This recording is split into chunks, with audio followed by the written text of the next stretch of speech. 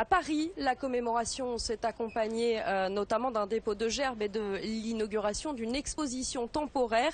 Un hommage particulièrement axé cette année sur le rôle de l'éducation.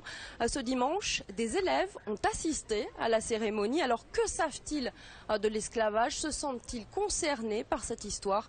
Reportage Angélique Lebouter, Mourad Bouretima et Nicolas Dalban.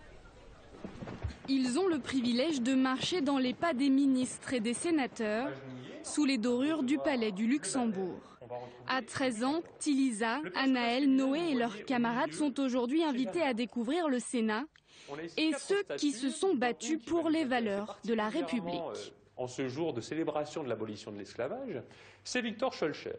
Depuis septembre, ces élèves de 4e travaillent à un projet multimédia autour de l'esclavage. C'est à leur âge qu'on aborde pour la première fois cette sombre page de l'histoire à l'école. Mais qu'en ont-ils retenu?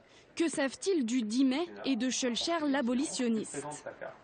Victor Schœlcher, on l'avait évoqué, mais pas énormément. On en a entendu parler, on l'a très vite étudié, mais on a plus entendu parler de Victor Hugo, par exemple.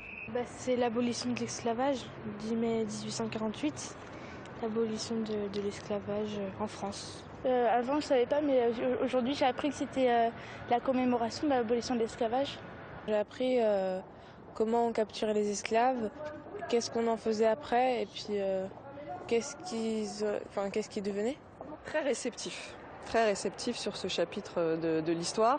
On voit que ça les intéresse beaucoup, que ça fait résonner aussi des choses chez eux, peut-être parfois par leur origine géographique ou par leur histoire personnelle. Et c'est un des chapitres où on ne les entend pas énormément parce qu'ils nous écoutent.